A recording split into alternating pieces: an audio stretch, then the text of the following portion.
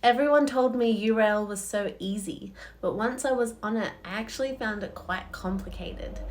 After a bit of practice and 3 months of use, I eventually got the hang of it. Here are some tips to know before heading into the world of Eurail. Firstly, be aware that all existing trains are not available on the Eurail Pass.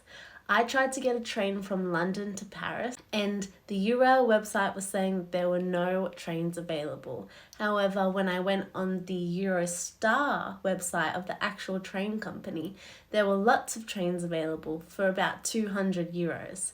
I ended up having to email Eurail, and they let me know that there was one train available on the date that I wanted through the Eurail Pass. So just be mindful there are limited seats available for Eurail holders.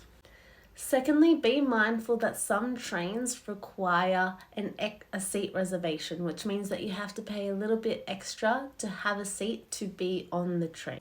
You can usually do this through the app.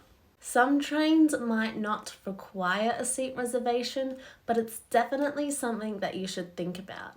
There were some trains in Germany where there were so many people that you couldn't even walk through the aisles. I ended up ditching my suitcase and walking about 5 carriages down just to find a spot on the floor that I could sit, because it was a 2-hour train, so I really wanted to sit somewhere. So it might be worth buying a seat reservation. They're only about €3 or €4, and you can buy them at central train stations or on the actual train websites. Unfortunately, you can't buy these seat reservations on the Eurail. You might be lucky in countries like Switzerland where the trains are completely empty and you're doing dance moves down the aisle. Or very likely you're in Germany and the trains look like this, where I was shoved up against the door, sitting on the stairs, holding my suitcase with standing people all squished around me for a 2-hour trip.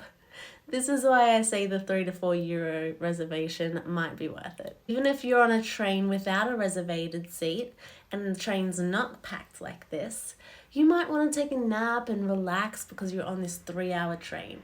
But keep in mind that someone might get on at the next stop and be like, "Hello, I've reserved this seat."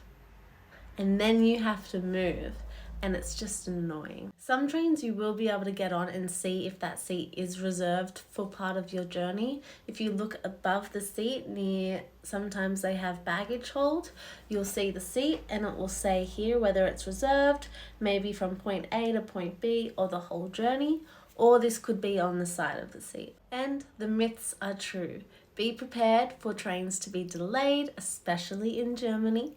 So any connecting trains that you're betting on, don't feel too lucky. If you have any questions, comment below and enjoy training.